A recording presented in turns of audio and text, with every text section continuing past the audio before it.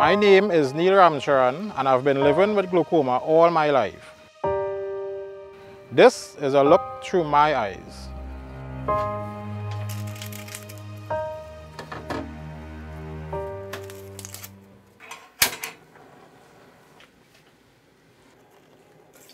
"40-year-old stay-at-home dad and husband Neil has been living with glaucoma since his youth. It has caused him to become completely blind.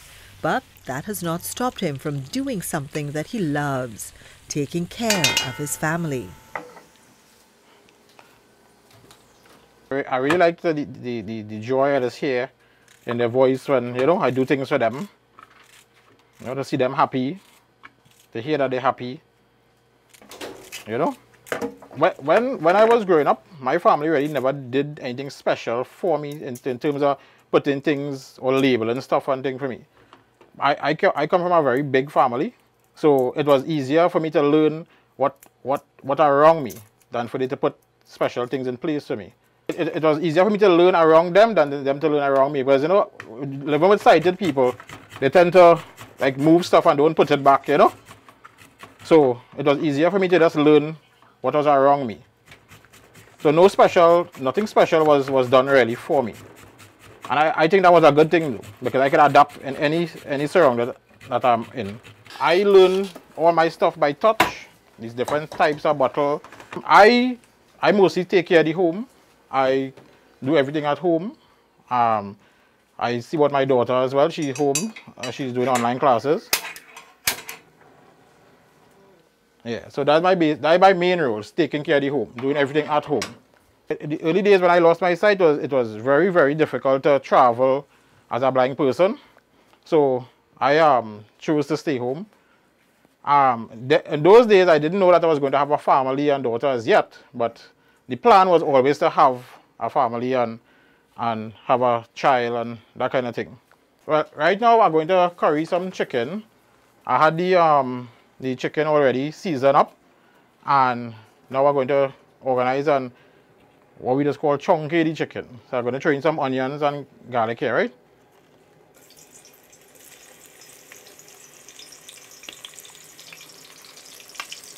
Yeah, I love cooking. Really, really love cooking.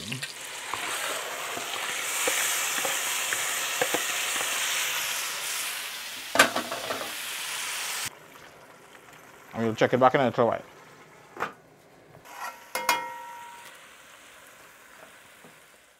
Visual impairment limits a person's ability to perform everyday tasks. It limits and it affects their quality of life, their ability to interact with their surroundings, with their world.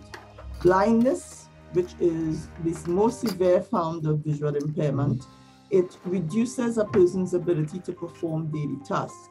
These limitations can impact their psyche in many ways, as people with visual disability may feel very alone. They usually have trouble in making new friends, and compared to, let's say, sighted persons with visual disabilities have been found to have lower self-esteem, lower self-perception, social skills, and lacking in academic achievement, all of which will need to be supported by psychosocial services. An inability to see can take a toll on one's family life. Some may feel it robs the visually impaired person of independence and makes communication a bit more challenging. But with a strong desire to support each other, Neil and his family have been able to make it work. My mom and his mom were friends way back when. And after my mom died, we drifted apart. But he got my phone number somehow. And we started to talk again. And that's how we meet up. After what, about 10 years we didn't talk to one another? Yeah, about 11 years, yeah. And then getting to know him well. Yeah. One thing led to another. And she fell in love. Yes. We've been married for 10, going on 11 years. I take up the role of being home and doing everything at home. Seeing about my daughter, preparing meals, anything in the house. So technically I come like a domestic engineer. Yeah. And my wife, well, she take the other role of working and bringing in income for the family, which is very important as well. I don't see him as being visually impaired, you know, because he's normal. He does everything. And personally speaking too, I don't have to worry where you would think you're with somebody who can't see. You have to be more frightened and cautious what you're doing outside. Outside I will be normal and you hear no judgment from him. So I say he's not like the typical visually impaired person. He's different. I think And sometimes it's really normal. I think sometimes she just forget that I'm blind as well. Yes. Because she might be saying things like, just watch this day, boy. You know, I don't, oh, shucks, I mean, come and feel this day. Yeah. You know, so this might be hard to believe, but we don't have no down no ends. We have one, like I did say, there's if we're going somewhere far, a normal couple, one will drive go, one will drive come back. But I had to do it both ways. That's the only thing I would see as being down in a relationship, but nothing else. Everything else we talk through. Being a breadwinner is sometimes hard. But with the encouragement of Neil, or from him, it makes it easier. Sometimes you'd reach a stage like, I could take a day, you know? No, you can't yet. You have things, we need this, we need that. We're working towards this. And it's like, okay then. And then you're not doing this for you, you know, think about your house. You got this, you have to pay for it now, we have to pay for it. You have to go, you have to sacrifice a little bit and hold a little strain. Yeah, those are some of the things he would usually say. And it makes it easier. Some of the ways then that I you know, show that kind of, beside taking care of the home and stuff. Sometimes I might hear my wife or my daughter saying they want something or they like something. You know, I try to save the money over a period of time and buy it for them, like, you know, surprise them with it. When we celebrate my birthday, it is always try to do the best for my birthday, for special moments. It feels normal because he does do everything like a normal person does.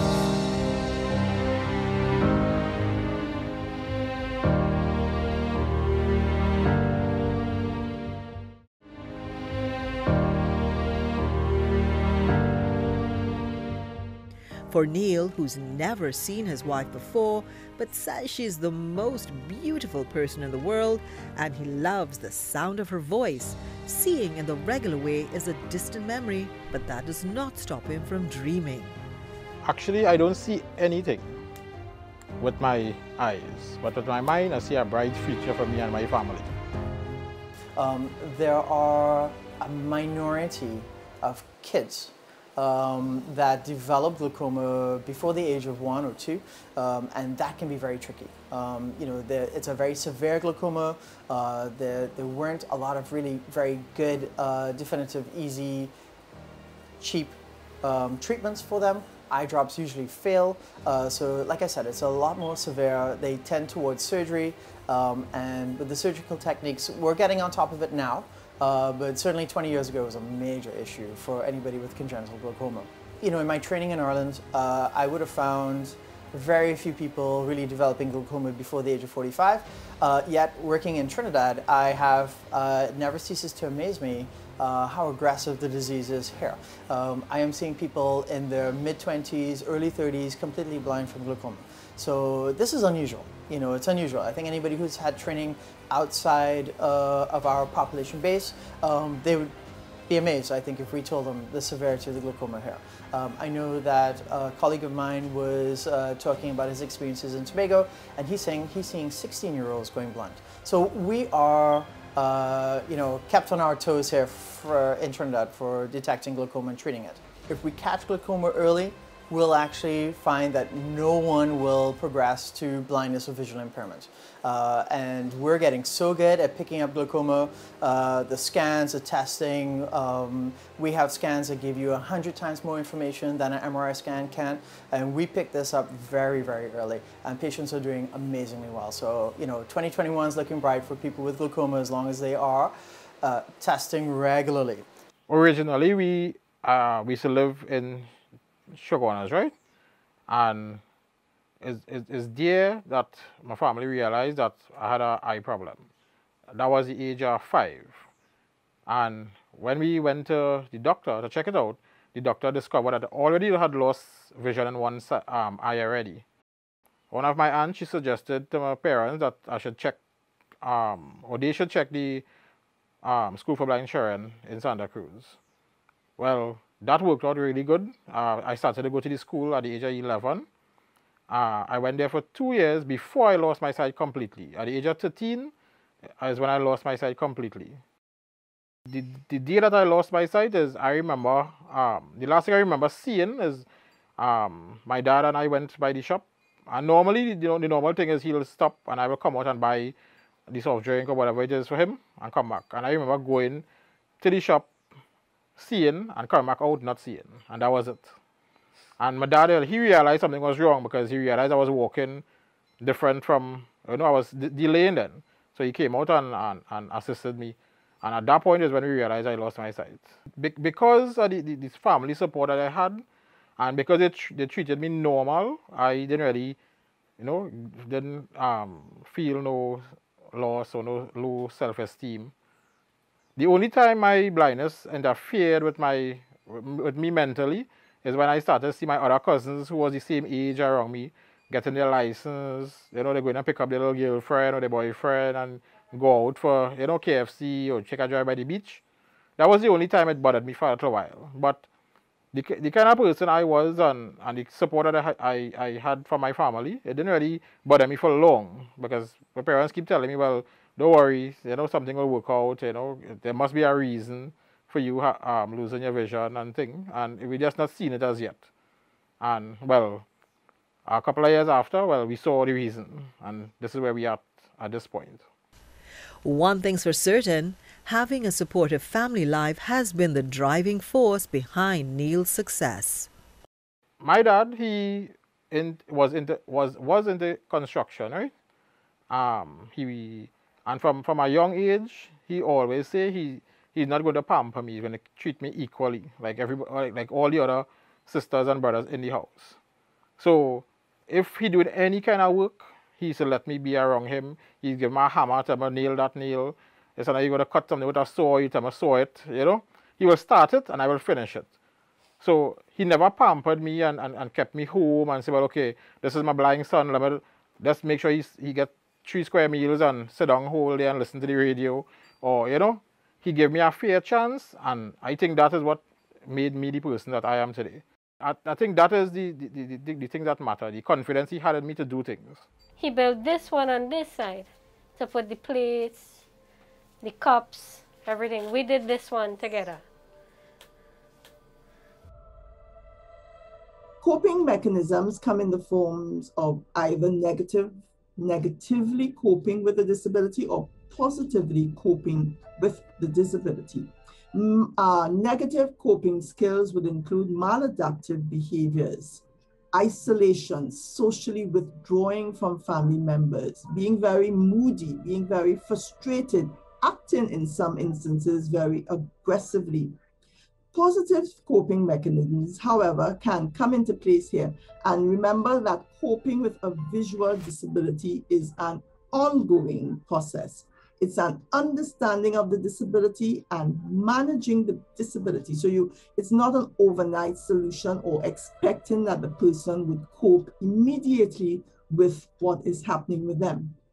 As I said, acceptance is important and asking for help when needed.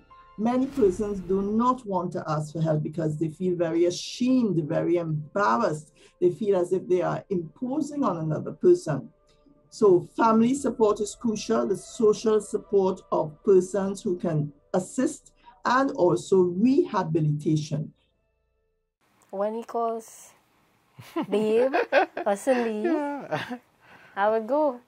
Because you see, I didn't have to go in the kitchen earlier. He did his own thing. I don't need to be there most times. And that's not often I would hear my name calling. Meeting the various blind friends that we have and seeing what they can do always leaves me in amazement. The only time I really ask for help is if I am building something and I need some help to read the measuring tape, because now there's measuring tapes out there where a blind person could use. It's just that I don't have any right now. But so I'll call my wife to probably, you know, tell me, okay, this is 3 feet or this is 2.5 feet. She'll measure it for me to read, like those kind of things, like tapes. Or sometimes if my computer screen or computer freeze up, I will call her to just read what's on the screen if my screen is not talking. So, you know, basically that is those kind of things. Or sometimes maybe to describe a picture. You know, so I get a picture, you know, people still tend to forget, you know, you might be able to see a picture, so they send you things. So, you know, I'll call her to describe a picture to me or something. I think I am a very happy, confident person. The fact that I like to make jokes, it lightens the mood when I'm lying with my family and also my extended family as well. Sometimes you might consider me the family clown. My parents played a key role in me being the person that I am, because if it wasn't for them, I wouldn't be the person that I am today. I would just like to thank them for giving me a fair chance and giving me the opportunity to be normal and to do everything like my other sisters and brothers, and having the trust and the faith that I was capable of doing things.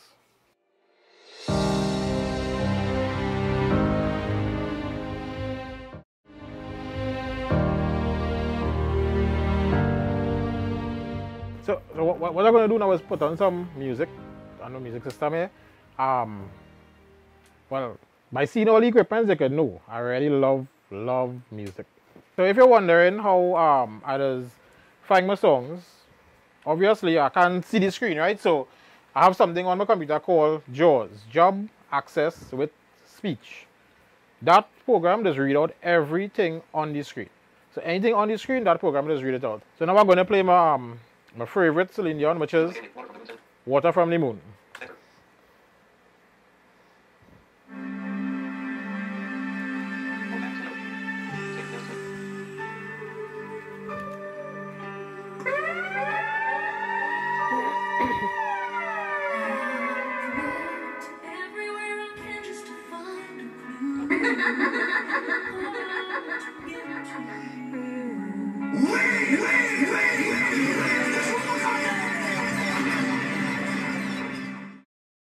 Fear. It can cripple even the most outgoing persons among us. We all experience fear one time or another, but what differentiates us is how we choose to cope and overcome our fears.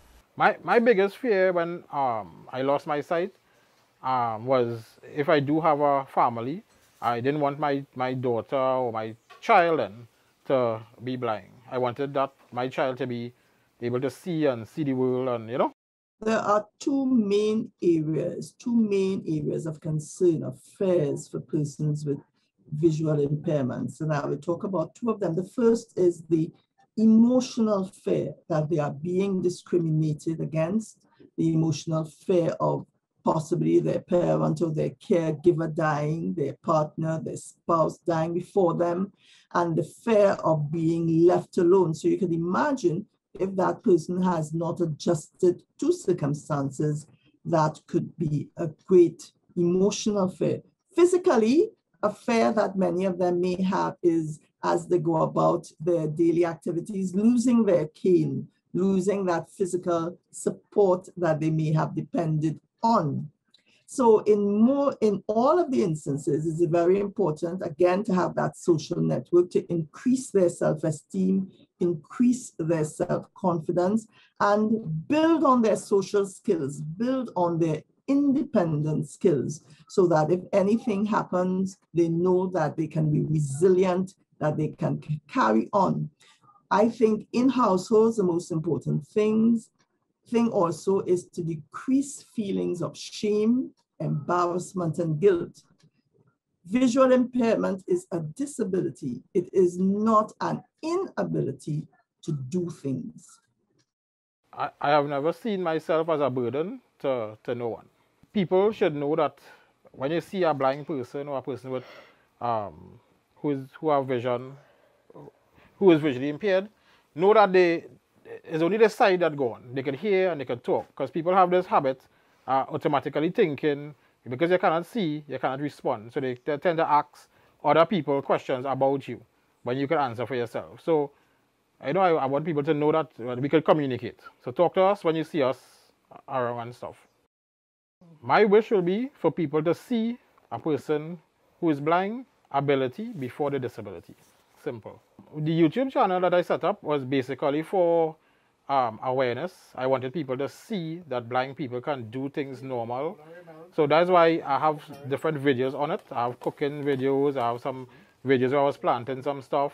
I put up a towel rack as well. And the person who helped me with it is my wife, really. She's the person that has videotaped me. She helps up with the upload as well. I do it sometimes. She do it sometimes as well. She helped me edit it. And that's basically it. So, and the name of the channel is Living by Touch with Neil Ramcharan. So check it out.